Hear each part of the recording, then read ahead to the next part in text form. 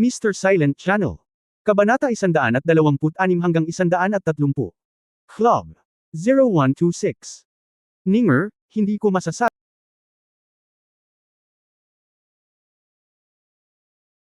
Mr. Silent Channel. Kabanata 126 hanggang 130. Club 0126. Ninger, hindi ko masasabi, hindi siya katulad natin, sanay siyang makipag-away at mamatay, para sa kanya, malaking bagay ang pumatay, kahit ano pa ang dahilan, hindi maganda ang pumatay. Sa makatuwid, ito ay dahil din sa aking hindi magandang pagsasaalang-alang kung kaya't ang sertipiko na ito ay nakuha ng napakabilis, bagaman. Ito ay dahil din sa mga bagay na ito na nangyari, kasama ang kritikal na karamdaman ng aking lola, na nagambag sa lahat ng ito, sabi ni Yefan na may damdamin. Ikaw, mag-isip ka lang ng napakaraming bagay na napakasimple. Napabuntong hininga si Ning Zimo, at pagkatapos ay tahimik na sinabi, nakikita ko na medyo gusto mo pa rin si Su Qingzhou. Talagang kaakit-akit ba ang babaeng iyon? Nakinig si Yefan. Sa maasim na lasa sa mga salitang iyon, ngumiti siya, binitawan ng isang kamay, at hinawakan ang mukha ni Ning Zimo, huwag mo nang isipin iyon, iba ka sa kanya, para sa akin, kailangan mong tao. Matagal ko na siyang hindi kilala, baka isang araw hindi ko talaga siya makakasama, pero at least siguradong nasa tabi mo ako. Kinagat ni Ning Zimo ang kanyang mga labi at ngumiti, at sinabing, okay, huwag mong isipin ang mga kaguluhang iyon, mauunawaan ni Su Qingzhou sa malaot madali na itinatago mo ang ilang bagay para sa kanyang ikabubuti. Ngayon pumunta ka sa club kasama ako at magpakasawa ng mabuti. Isang pag-click, at pagkatapos ay ang lahat ng mga problema ay nalilinaw. Anong klaseng club yan? Nagtataka si Yefan. Itinuro ni Ning Zimo ang harapan, at nakita ang isang malaking billboard na may ilang malalaking character Huahai Flame Shooting Club. Ito lang ang club sa Huahai na gumagamit ng totoong baril at live ammunition para maglaro ng shooting. Ang minimum membership fee ay 100,000, at dapat itong ipakilala ng isang lumang miyembro, ibig sabihin, may status ka. Biglang sinabi ni Yefan, kailangan mong dalhin para mag-shoot ako. Oo, ngayon lang kita nakitang lumaban ng matindi, pero hindi pa kita nakitang bumaril, kaya sigurado akong makakabaril ka bago ako, kumpiyansang sabi ni Ning Zimo. Ninger, iba talaga ang mga hilig mo sa mga ordinaryong babae. Bakit, ayaw mo ba? Tapos tumalikod ka at bumalik. Inilibot ni Ning Zimo ang kanyang mga mata sa kanya. Ngumiti si Yefan, umiling, at hindi masyadong nagsalita. Dahil nandito siya, maglaro tayo. Pagkababa ng sasakyan, hinawakan ni Ning Zimo ang kamay ni Yefan at sabay na naglakad ang dalawa papasok sa gate ng club. Bilang isang VIP, maaaring magdala si Ning Zimo ng kapareha upang paglaruan, kaya tama lang. Naglalakad sa isang mahabang koridor, sa mga tempered glass na nagpapakita sa magkabilang gilid, may mga baril at bala ng iba't ibang panahon, malalaking mabibigat na machine gun, maliliit na pocket pistol, lahat. Hindi niuinggan ni Yefan ang mga baril na ito, dahil lahat ng ito ay masyadong pamilyar sa kanya, at wala man lang siyang interes. Miss Ning. Biglang may boses ng lalaki mula sa likuran. Ito ay isang maamo na binata na nakasuot ng puting suit jacket, nakasuot ng salamin at magalang. Sino ang lalaking ito? Baka boyfriend mo siya. Lumapit ang lalaking nakaputi at tiningnan ng masama si Yefan, hindi nasisiyahan sa paraan ng kanilang pagkakahawak ng kamay. Nagtaka si Yefan kung saan ang palabas. Young Master Fu, hindi mo ba palaging iniisip kung sino ang kasama ko? Siya ang aking lalaki. Napakabukas palad ni Ning Zimo at nagpakilala, Yefan, ang ginoong ito ay tinatawag na Fu Pang, at siya ang nagtatag ng club na ito. Ang isa sa kanila ay anak din ni Mayor Fu. Kahit na hindi siya kilala ni Yefan, ngumiti pa rin siya at tumango, hello. Mukhang ayaw ni Fu Pang, ngunit inabot niya pa rin at nakipagkamay kay Yefan. I didn't see that you have any qualities that can make you stronger than me. Mahigit 1 taon ko nang hinahabol si Miss Ning pero tinatanggihan niya ako.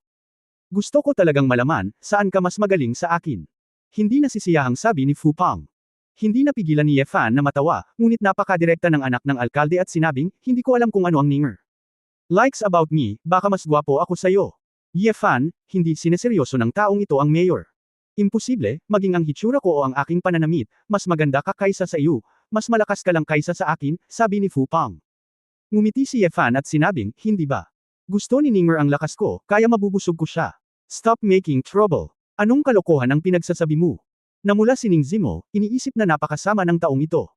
Ngunit si Fu Pang ay seryoso, na may bakas ng pagkabigo sa kanyang mukha, Miss Ning, ito ba talaga ang dahilan? Bakit hindi mo sinabi sa akin ng mas maaga? Maaari akong pumunta sa pagsasanay sa kalamnan o uminom ng ilang mga suplemento. Young Master Fu, huwag makinig sa katarantaduhan ni Yefan, nagbibiro siya, iniisip ko lang na hindi bagay sa iyo ang background ko, at hindi ako karapat-dapat para sa iyo, at sa tingin ko ang ganitong bagay ay depende sa pakiramdam, hindi mo ito mapipilit, ayaw ni Ning Zimo na masaktan ang pamilya ng mayor ay gumawa ng ilang dahilan para tumanggi. This is not a problem at all. The first time I saw you at ZT House, I na-inlove sa iyo sa unang tingin. Ako, diretsyong pinutol siya ni Ning Zimo, Fu Gangzi, pasensya na talaga, ayoko. Sana pag-usapan ito sa harap ni Ye Fan. Hindi niya gustong gawing hindi komportable si Ye Fan. Si Fu Pang ay mukhang bigo at tumingin kay Ye Fan na hindi kumbinsido. Akala ni Ye Fan ay medyo kawili-wili ang taong ito, para siyang nagtantrum sa isang bata, ngunit sa kasamaang palad ay halatang hindi siya ang tipo na magugustuhan ni Ning Zimo. Sa sandaling ito, isang lalaki at isang babae ang lumapit. Sa pagtataka ni Ye Fan, kilala niya silang dalawa. Maayos ang pananamit ni Song Xinghe, at ang babaeng sumunod sa kanya na parang ibon ay ang parehong Lu Jinger na pinahiya sa hotel noong nakaraang pagkakataon. Ikaw Fan. Sumimangot si Song Xinghe. Song Xinghe, bakit ka nandito? Bahagyang ngumiti si Ye Fan. Mukhang kakaiba si Lu Jinger, Xinghe, kilala mo ba siya? Oo, tumango lang si Song Xinghe, pagkatapos ay naguguluhan na nagtanong, kilala mo rin siya. Si Lu Jinger ay nagbigay ng isang matigas na ngiti, saglit na nag-isip, hindi na niya sasabihin ang kaiyahiyang bagay sa huling pagkakataon, ito ay masisira lamang ang kanyang prestihiyo bilang ang pinakamatandang miss ng pamilya Lo. Isang beses kaming nagkita, trabaho lang, mahinang sabi ni Lu Jinger. Lam-ingalinga si Fu Pang at sinabing kakaiba, kilala niyo ang isa't isa. Lagi kong kaibigan si Song. Si Miss Lu Jinger ang girlfriend niya na kasama niya sa Magnesium, at kaibigan ko rin siya. Nandito kaming tatlo para masaya ngayon. Bulong ni Ye Fan sa kanyang puso, okay lang si Song Xinghe, ngunit hiniling pa niya sa isang binibini na tulad ni Lu Jinger na bumalik mula sa Magnesium para sa kanya.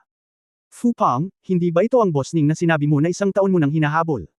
Bakit, ninakawan ba ang lalaking ito? Mukhang pamilyar si Lu Jinger kay Fu Pang. Napansin din ni Song Xinghe na ang intimacy ni Ye Fan at Ning Zimo, isang kakaibang kulay ang kumislap sa kanyang mga mata, at ilang mood swings. Lu Jinger, huwag ka munang magkonklusyon, hindi ako aamin ng pagkatalo ng ganoon kadali, sabi ni Fu Pang, gusto kong patunayan ang sarili ko, mas magaling ako sa kanya. Pagkatapos magsalita, humarap si Fu Pang kay Ye Fan at sinabing, pumunta ka ngayon dito para makipaglaro ng baril, gusto mo bang makipagkompetensya sa akin, kung ito ay lalaki, makipagkompetensya tayo sa matuwid na paraan, kung sino ang mas malakas ay maaaring maging karapat-dapat kay Miss Ning.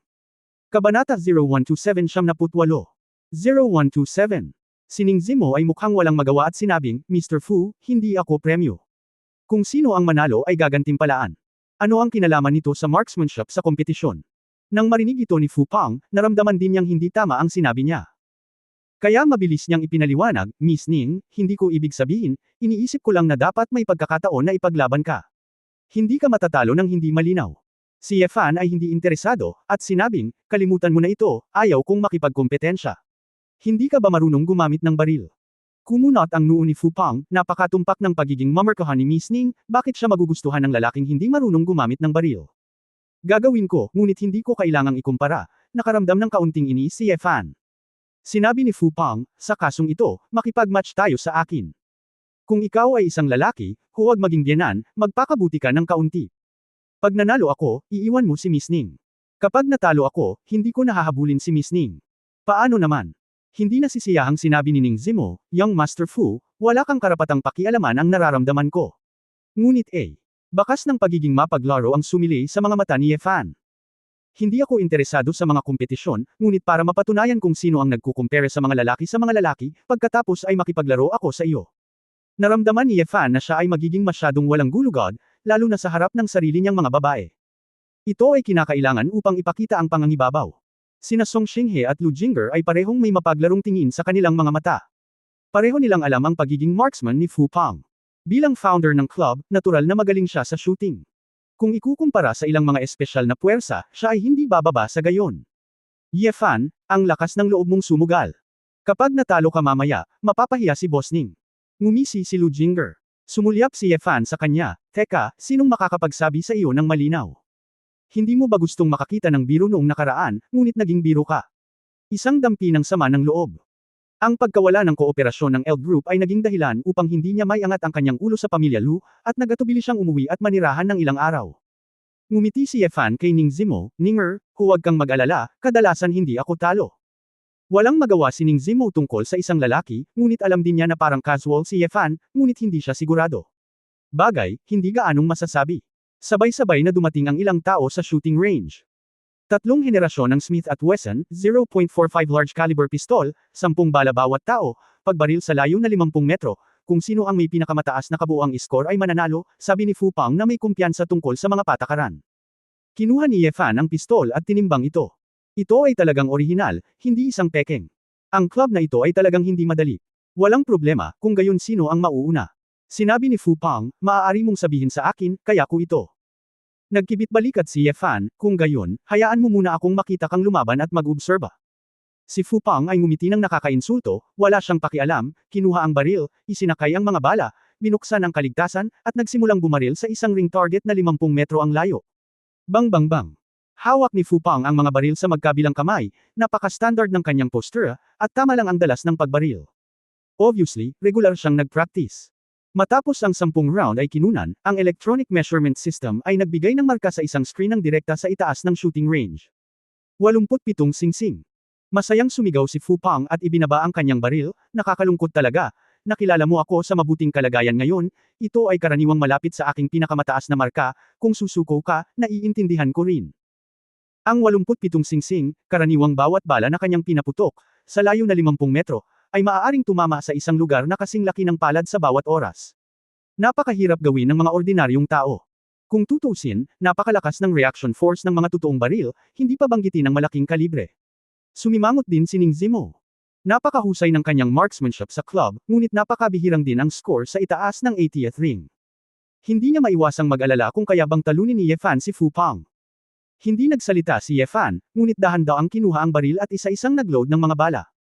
Naisip din niya na napakataas ng level ni Fu Pang, ngunit lumalabas na mahigit 80 ring lang ang nilaro niya.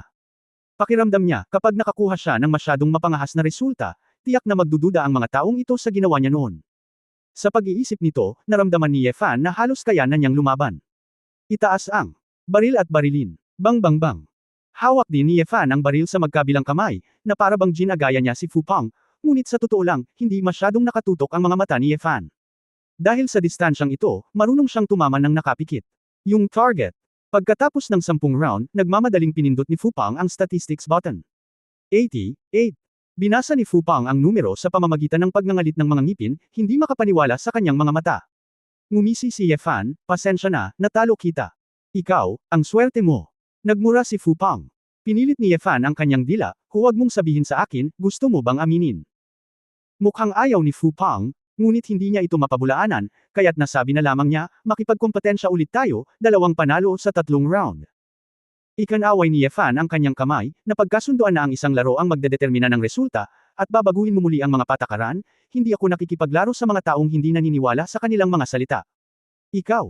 Nang naisip ni Fu Pang na hindi na niya kayang ituloy si Ning Zimo sa hinaharap, puno ng pag-aatubili ang kanyang mukha. Si Lu Jinger, na nasa gilid, ay tumingin kay Song Xinghe, inilibot ang kanyang mga mata, at sinabing, bueno, bilang mabuting magkaibigan, ang aming pamilya Xinghe ay makikipagkompetensya para kay Fu Pang. Kung si Xinghe ang mananalo sa iyo, ang taya ngayon ay kakanselahin. Kapag walang nangyari. Habang nagsasalita siya, iniunat niya ang kanyang kamay upang haplasan si Song Xinghe, at mahinang sinabi, Xinghe, kailangan mong tulungan si Fu Pang, masyado siyang natalo. Hindi nasiyahan si Song Xinghe sa mapagmataas na pag-angkin ni Lu Jinger, ngunit hindi niya ito gaanong ipinakita. Nang marinig ito ni Fu Pang, mabilis siyang nag-high five, maganda ang panukalang ito. Ye Fan, ayaw mo bang ikumpara sa akin, nangangahas ka bang ikumpara kay President Song? At saka, wala itong naidudulot sa akin. Kinaikit ni Song Xinghe ang kanyang mga mata, nag-isip sandali, at sinabing, bueno, kung manalo ako, ang resulta ng laban ni Ye Fan at Fu Pang ay kakanselahin. Kapag natalo ako, bibigyan kita ng 1 milyon, itong 1 milyon ituturing mo lang ito bilang isang maliit na regalo mula sa akin bilang isang kaibigan kay Fu Pang. Tumawa si Fu Pang at tinapik si Song Xinghe sa balikat, Old Song, napaka-interesante mong tao. Iyon lang. Hindi napigilan ni Ye Fan na makaramdam ng kakaiba, ang kantang Xinghe na ito ay gustong ikumpara sa kanya. Maaari kang mag-ingat, ang pagiging mamarkahan ni Mr. Song ay kabilang sa pinakamahusay sa club, kadalasan ay nakakakuha ng higit sa 70 puntos, paalala ni Ning Zimo. Hindi yun pinansin ni Ye Fan, at sinabing, dahil napakatapat mo, magkakaroon ako ng isa pang laban.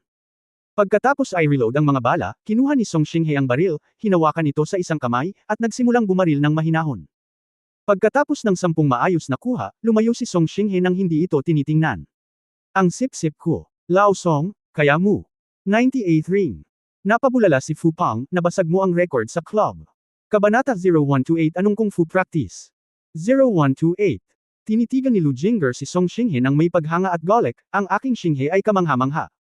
Nag-aalalang tumingin si Ning Zimo kay Ye Fan. Kung hindi ay siguradong talo ka. Okay lang na umamin ng pagkatalo ng maaga, mahinang sabi ni Song Xinghe, na walang pakialam kay Ye Fan. Napahiya din si Ye Fan.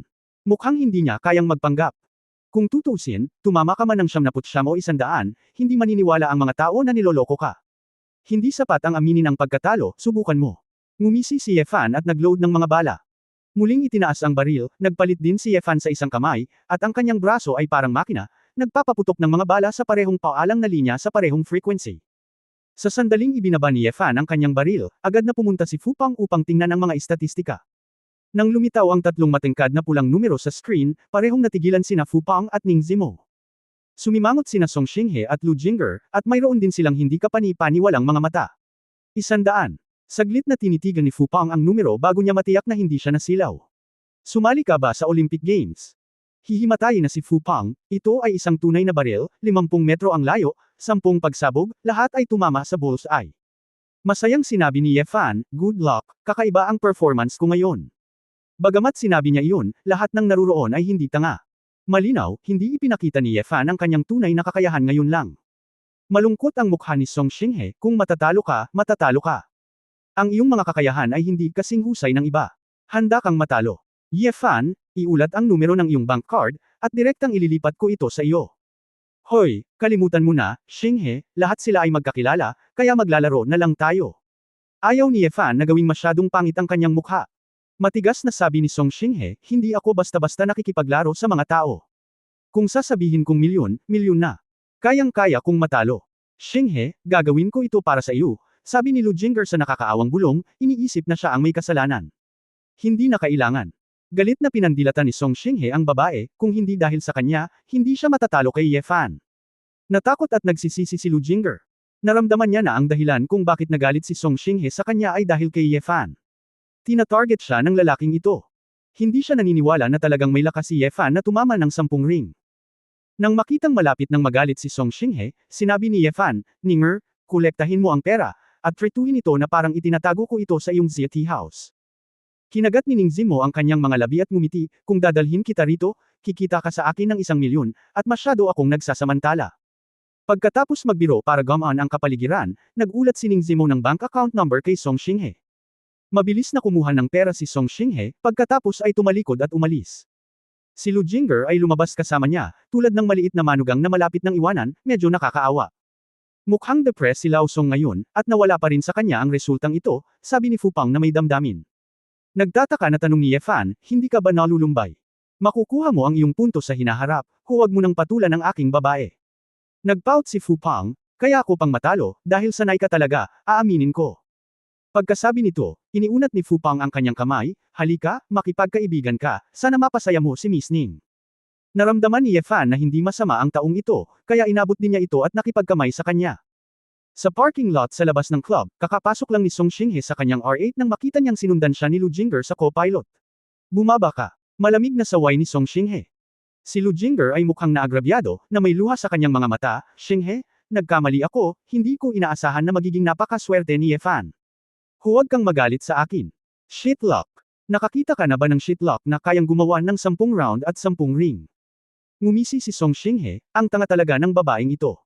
Hindi ito pinansin ni Lu Jingger at sinabing, bakit mo ginagawa ito? 4 na taon na tayong magkasama, at sinundan kita sa Magnesium. Bakit ka naging mas mabangis sa akin pagkatapos mong bumalik sa China? Bumalik ka na lang sa Magnesium.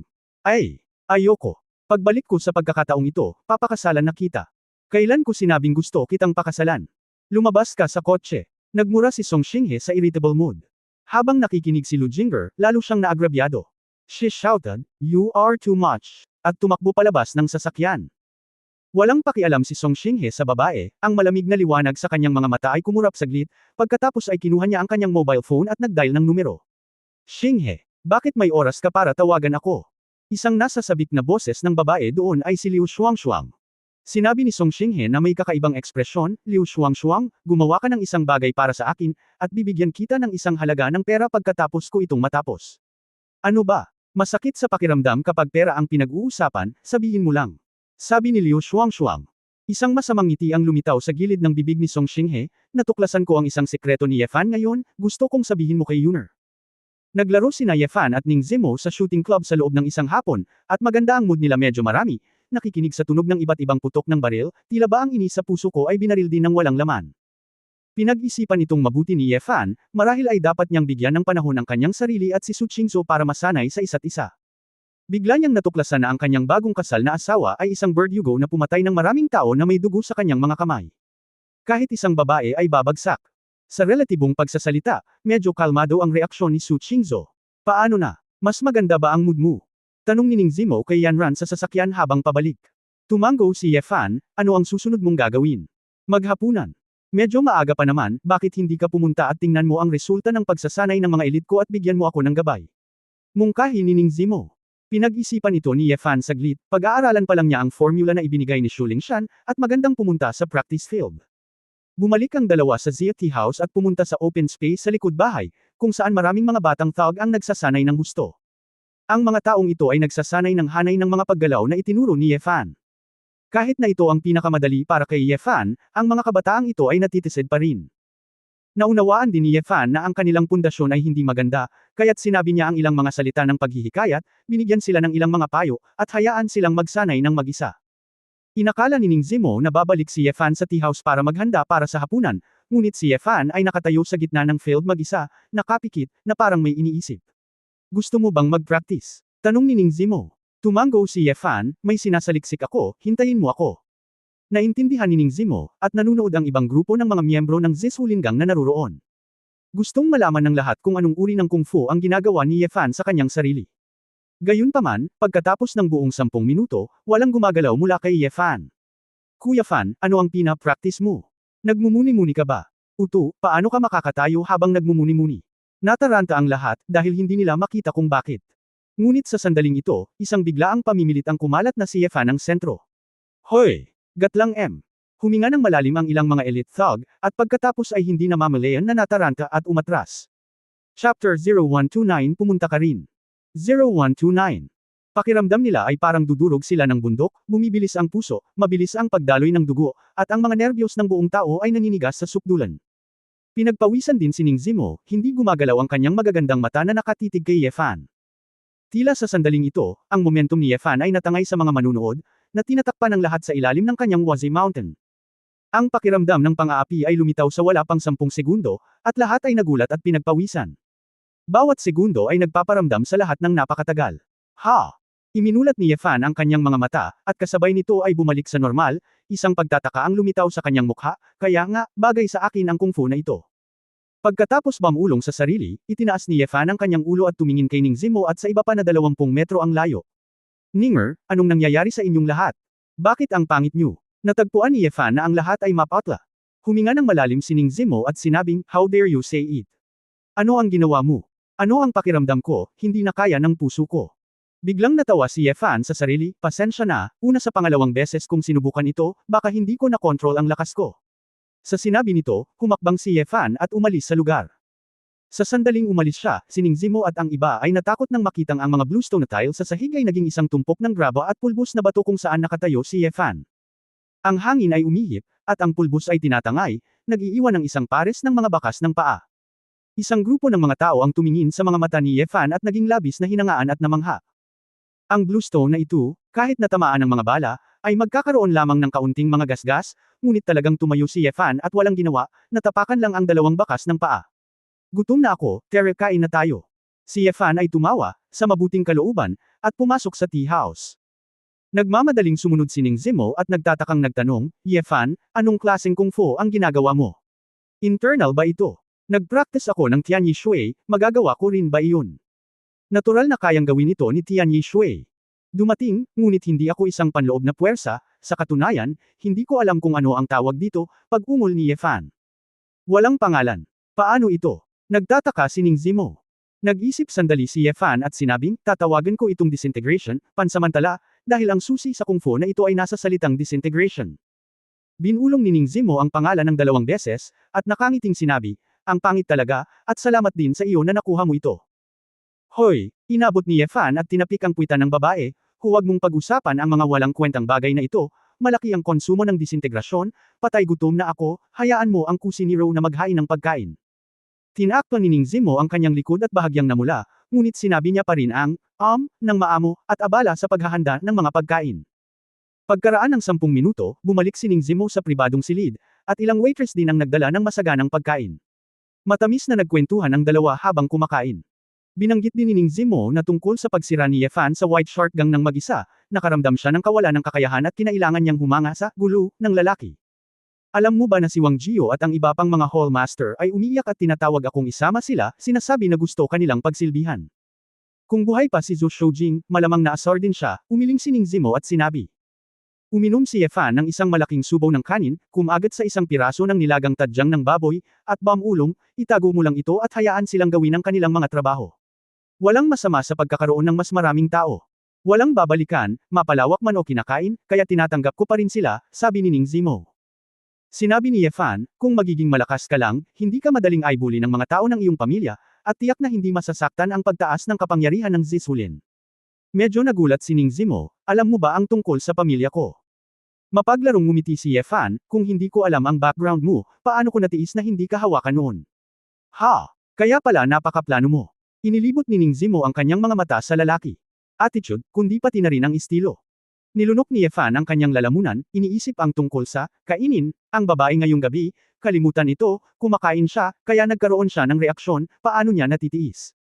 Sa sandaling ito, biglang kumatok si Zhao Zong sa pinto, at pagkatapos ay tumulak papasok. Miss, may nangyari. Sumimangot si Ning Zimo, ipinahayag ang kamahalan ng presidente ng Zishulin, ano ang kinakatakutan mo, Xiao Zhao, hindi mo ba nakita si Brother Fan dito? Namutla si Zhao Zong at nagmamadaling sumunod kay Yefan. Batiin. Ikanaway ni Yefan ang kanyang chopsticks at sinabing hindi mahalaga, Xiao Zhao, ano ang problema? Kuya Fan, panganay na miss, ngayon lang dumating ang mga kapatid ko para iulat na kinubkob ang Beifengtang, at pinatay ng mga tao ng Iron Lock Gang ang pamilya ng nakatatandang Gao. Nahuli. Ano? Biglang tumayo si Ning Zimo at galit na hinampas ang mesa, pop unit na ng tuluyan ni Yuhan Long ang mukha niya. Tanong ni Yefan, Elder Gao. Ito ang Gao Yu na binanggit mo noon. Mabilis na tumango si Zhao Zong at sinabing, oo, kapatid na Fan, si Mr. Gao ay ang elder ng Zizu Forest, at siya ang palaging pinakaresponsableng hallmaster. Nang maupo ang panganay na babae, siya rin ang nanguna sa pagsuporta. Siya ang namamahala sa ilan sa aming negosyo sa pagpapadala, bagaman hindi ako kumikita ng malaki, nasuportahan ko ang maraming kapatid at ako ay prestihiyoso pa rin sa gang. Nagngangalit si Ning Zimo, hindi niya pinatay si Elder Gao, ngunit kinuha niya ang kanilang pamilya na bihag at nilinaw na gusto niyang iligtas natin siya. Miss, pinaghihinalaan ko na si Yuhan Long ay naglalagay ng isang bitag.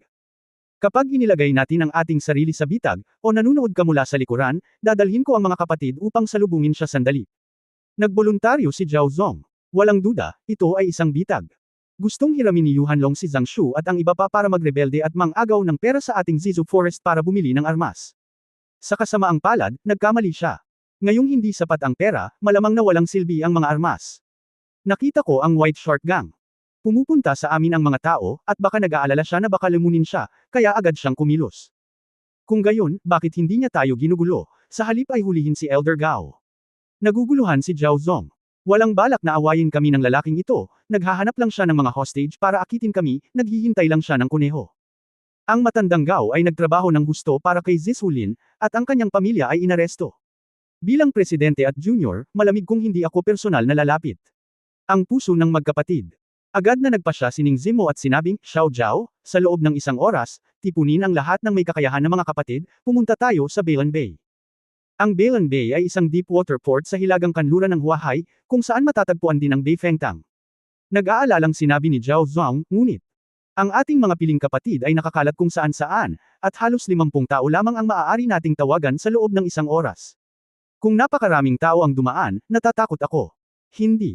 Biglang tumayo si Yefan at sinabing, sobrang dami ng 50 tao, kaya tawagan mo lang ang 12 o higit pa sa tea house, tama na. Kuya Fan, ikaw ay. Ning Zimo komplikadong lumingon ang kanyang mga mata, Yefan, ibig mo bang sabihin ay gusto mo rin pumunta? Napakatotoo ng kabanata 0130. 0130. Yung Yuhan Long na iyon, pinaghihinalaan ko na siya ang taong nag-ayos ng aksidente sa sasakyan noon at gustong pumatay sa akin. Dahil nasa iyong ulo ang lahat sa pagkakataong ito, nagkataon lang na nakilala ko siya saglit. Matapos masangkot sina Ye Fan at Feng Yueying sa isang aksidente sa sasakyan noon, naisip niya kung gusto siyang patayin ng White Shark Gang at ng pamilyang Zing, ngunit nang maglaon ay nalaman niyang maayos si Su Qingzhou, na ang ibig sabihin ay halos gusto lang siyang patayin ng kabilang partido. At ang gustong pumatay sa kanya ay tiyak na ang Tai Gang, dahil tinulungan niya si Zishulin at sinira ang magagandang bagay ng Tai Gang. Car accident. May ganun. Narinig din ito ni Ning Zimo sa unang pagkakataon. Sinabi ni Ye Fan, walang nangyari, nalutas ko ito. Pero magiging masama ba ito? Sabi ko noon, hindi ako nanatili sa iyo dahil gusto kong tulungan mo ako, pero ngayon ikaw na. Napahiya si Ning Zimo. Napangiti si Ye Fan, at lumapit para hawakan ang buhok ng babae. Sabihin mo pa rin sa akin ito ngayon, hindi ito ang Ning Zimo na hinahangaan ko. Kung nag-aalangan ka, gusto mo ba akong itaboy? Nagmamadaling umiling si Ning Zimo, syempre hindi ko sinasadya iyon. Dahil hindi, ihanda natin ang sasakyan. Kung ito ay kaladkarin ng mahabang panahon, baka mawala ng braso si Gao Yu at mabali ang kanyang binti, sabi ni Ye Fan. Hindi na nagsalita pa si Ning Zimo, at hiniling kay Zhao Zong na ihanda ang sasakyan at tipunin ang mga tauhan. Makalipas ang ilang minuto, isang grupo ng 3 sasakyan ang nagmaneho patungo sa North Blue Bay. Sa isang gabi ng taglagas, ang tubig sa dagat ay parang tinta at umiihip ang malamig na hangin. Matatagpuan sa tabi ng Deepwater Port ng North Blue Bay, mayroong 12 malalaki at maliliit na barkong pangkalakal na nakadaong, 12 mabababang bahay, at ilang bodega na hindi pantay na matatagpuan doon. Hindi ko talaga masabi. Isa itong sangay ng Zishulin, ngunit mukhang opisina ng isang grupo ng pagpapadala, komento ni Ye Fan na may nakaka-relax na ekspresyon. Ang Beifengtang ay gumagawa ng ilang espesyal na pagpapadala, ang ilang mga mamahaling sasakyan, mga mamahaling gamot, mga pampaganda at iba pa ay dinadala lahat, para lamang matulungan ang ilang mga tao na maiwasan ang mga buwis. Ngunit hindi ako kailanman nakipag-drugs o nakikibahagi sa negosyo ng ahas ng tao, kaya pumikit ako sa tuktok, Ning Zimo. Sabi. Nadatnan kong bukas ang mga ilaw sa bodega hindi kalayuan. Si Zhao Zong, na nagmamaneho, ay lumingon at sinabing, Miss, Kuya Fan, mukhang lahat sila ay nakakonsentrate sa bodega. Dadaan ba tayo? O pumasok sa harap ng pintuan? Hindi mo na kailangang mag-isip masyado, dumaan ka lang sa main entrance, tingnan muna natin ang sitwasyon. Si Ning Zimo ay nagsuot ng itim na sando at itim na pantalon. Binuksan niya ang pinto ng kotse, kumuha ng sigarilyo, sinindihan ang sigarilyo, at naglakad patungo sa pansamantalang bodega. Pagdating niya sa pintuan ng bodega, biglang bumukas ang pinto, at 2 grupo ng mga tao, mga 20, ang sumugod palabas ng bodega, na nagpapakita. Nang makita ang napakaraming tao, higit sa 100 elite na sundalo sa Zishulin ay tumingin din sa pagbabantay, na nagbabantay sa harap ni Ning Zimo. Miss, kakaunti ba tayo ng tao? Bulong ni Zhao Zong. Tumingin si Ning Zimo kay Ye Fan, na nakangiti at humihit-hit ng sigarilyo, at sinabing, hindi gagawa si Ye Fan ng anumang bagay na hindi sigurado. Si Zhao Zong at ang iba ay tumingin sa kalmado at nakaka-relax na si Ye Fan ay parang isang reassurance pill din, lalo na kapag naiisip niya ang eksena kung saan pinatay ni Ye Fan ang quartet ng mag-isa at nalutas ang grupo ng mga armadong lalaki, lalo siyang kumpiyansa. Oo, may Kuya Fan tayo, takot tayo sa itlog ng ibon. Tulad ng inaasahan, ito ay presidente ng Zishulin, kaya bawal ang mga babae na maging lalaki. Sa dinami-dami ng tao, anong lakas ng loob mong iligtas si Gao Yu? Isang lalaking nakasuot ng suit at salamin, na may hitsura ng isang dog-headed military sergeant, lumabas ng pinto na may masamang ngiti. Nasaan si Yu Hanlong? Malamig na tanong ni Ning Zimo. Hoy, matagal nang naghihintay ang ating pangulo, pakiusap. Isang gesture ang ginawa ng lalaking may salamin. Tumingin si Ning Zimo kay Ye Fan sa tabi niya, at nakita si Ye Fan na casual na tumanggaw sa kanyang ulo. Hindi gaanong nag-atubili, at nanguna sa bodega. Isang malaking bodega na may mataas na tuktok at mahabang koridor sa ikalawang palapag sa magkabilang gilid. Wala masyadong malalaki at maliliit na lalagyan at mga paninda, at marami na ang mga tao na nakatayo sa isang malaking open space sa gitna. Si Yu Hanlong, isang matipunong lalaki na may buhol-buhol na mga kalamnan at maikling buhok, ay marahang hinaplos ang isang singsing sa bungo sa kanyang daliri, na may mahinang ngiti sa kanyang mukha, tulad ng isang host, na tinatanggap ang mga bisita. Sa tabi niya ay nakatayo ang 30 o 50 malalakas na lalaki, na lahat ay mga elite ng Iron Lock Gang. Gayunpaman, ang nakakuha ng atensyon ni Ye Fan at Ning Zimo ay ilang dayuhang lalaki na may maitim na balat at makapal na labi. Ang mga dayuhang ito ay pinamumunuan ng isang lalaking nasa katanghaliang gulang na nakauniforme ng camouflage, may kulot na buhok at masungit na mukha, na may hawak na tabako. Tito Gao. Biglang nalaman ni Ning Zimo na isang payat na matandang lalaki ang nakatayo sa likod ni Yu Hanlong, na nakatingin sa kanya ng komplikadong mga mata. Ang lalaking ito ay malinaw na si Gao Yu. Gayunpaman, hindi siya ginapos ng mga tao mula sa Iron Chain Gang, hindi siya gaanong nagdusa, at wala rito ang kanyang pamilya. Anong nangyayari? Tanong ni Ning Zimo sa malamig na tono, na pagtantong may mali. Ngumisi si Yu Hanlong, President Ning, talagang nagmamalasakit ka sa pag-ibig at katwiran. Nakakalungkot lang na si Hallmaster Gao ay isang elder na alam ang kasalukuyang mga pangyayari, kaya pinili pa rin niyang manindigan sa akin. Oo, Gao ang apelyido. Tinatrato ka ng panganay na Miss bilang isang respetadong elder, at hindi siya nangangahas na mag-aksaya ng oras. Dumating siya upang iligtas ka. Pinagtaksilan mo si Zishulin. Nagising din si Zhao Zong sa sandaling ito. Nahuli pala si Gao Yu at dinala si Bei Fengtang, kasinungalingan lang ito sa kanila. May bakas ng kawalan ng kakayahan sa mga mata ni Gao Yu, paumanhin, Presidente, kailangan kong isipin ang aking mga kapatid at ang aking mga inapo dahil sa mga pangyayari. Bakit, Tito Gao, hindi ba palagi kang nasa tabi ko? Namutla din ang mukha ni Ning Zimo. Ang taong pinagkakatiwalaan niya ay nagtaksil sa kanya, at natural na hindi ito komportable. Napabuntong hininga si Gao Yu, Miss, alam mo rin na malaki ang gastos sa shipong namin, pero bumabagsak ang mga kita namin itong mga nakaraang taon, at naging dilema pa nga kung saan ka kumita kahit hindi ka lugi. Ikaw ay mahigpit na kinokontrol at hindi ka pinapayagang tumuntong sa maraming aspeto, bagaman ako ay may kaunting pundasyon, ngunit ang ating mga kapatid ay napakahirap upang suportahan ang kanilang mga pamilya. Ang ibig mong sabihin ay drug trafficking. People trading. Malamig na saway ni Ning Zimo, kapag napunta tayo sa kalsadang iyon, magkikita tayo sooner or later. Palibhasa'y nalipol ng gobyerno, pwede bang puro pera lang si Tio Gao, at gusto mong magdala? Masisira ang Bei Fengtang at Zishulin. Ha. Hindi napigilan ni Yuhan Long ang pagtawa, ito kayong mga makalumanggang, at palagi silang nandyan. Ang dahilan kung bakit wala masyadong ginagawa. Maagang naitatag ang White Shark Gang at Zishulin, at ilang dekada na silang hindi nakaalis sa Huahay at naging nangungunang gang sa Xia Kingdom. Ito ay dahil ikaw ay mahiyain. Drug trafficking, pagbebenta ng tao, anong mali? Kung hindi mo gagawin, hindi gagawin ng iba. Siyempre hindi papayag ang Estado. Ngunit ano ang Estado? Huwag hayaang gawin ko ito, kung ano ang moral na puntong pinag-uusapan, kayong mga palabiro, kasama ninyo, Hallmaster Gao, iinom nila ang hanging hilagang kanluran. Tumawa ng malakas si Yuhan Long, tinapik ng malakas ang balikat ni Gao Yu, at nagtanong, sabi ko tama ba? Hallmaster Gao. Tumanggo si Gao Yu at nakangiting sumagot, ang sinabi ng leader ng gang ay napaka. Pagtatapos ng kabanatang ito. For more videos, please like, share and subscribe.